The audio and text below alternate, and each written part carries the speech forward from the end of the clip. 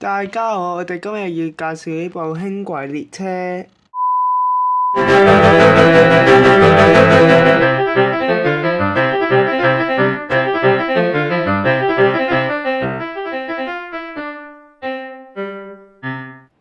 大家好，歡迎收睇 JFCL 8210嘅頻道，我係你哋嘅今集主持人 JFCL。今日我要介紹呢部澳門輕軌產生嘅澳門輕軌模型啊！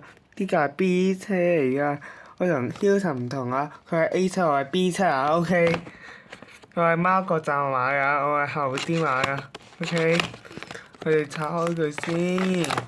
我專登揀冇爛嗰啲咧，我就見到有爛嘅，即刻 say no 嘅。揀咗好耐。哇！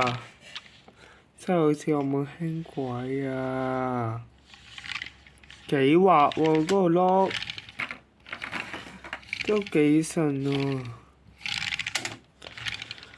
嗱，呢個沙士同輕鐵嘅沙士一模一樣咁大啊，但係呢度會寬啲。哇！睇下，呢度有 Ocean Corner 呢個標誌啊！你哋睇下車頭喎，係咁樣嘅，呢度有個車燈，車頭係咁嘅，有埋澳門輕軌嘅 logo， 見唔見到咧？可能係太光得滯，可能有啲人睇唔到添。你試下講先。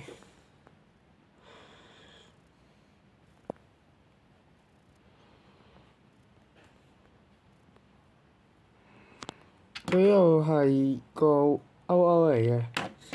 我記得 A 款咧，好似係嗰個咁樣向下墮落去嘅。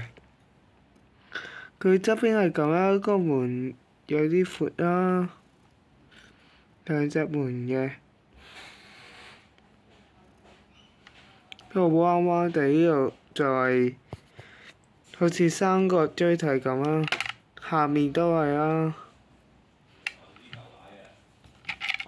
咁呢度就係佢嗰個車頭。咁呢度就係佢對面嗰個位置啦。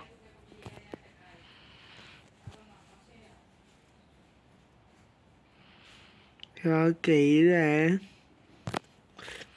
後面咧唔似港鐵嘅模型咁，呢度係封嘅。澳門輕軌特別位置之處。但係仲有咩可以介紹先？誒，我發現原來呢個咧係 made by 呢個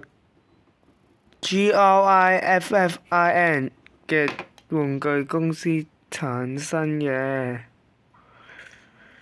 咁呢度見到澳門輕軌Metro， 我都係唔讀嗰個葡文。2024年產生嘅。咁呢度咧就係咁多啦。如果有咩問題可以留言話俾我哋聽，記得 CLSS like comment share subscribe 我哋喎。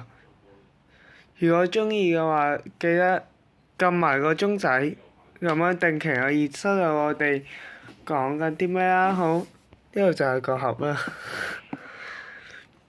佢呢個盒係特別啲嘅，呢度有寫唔好食用啊。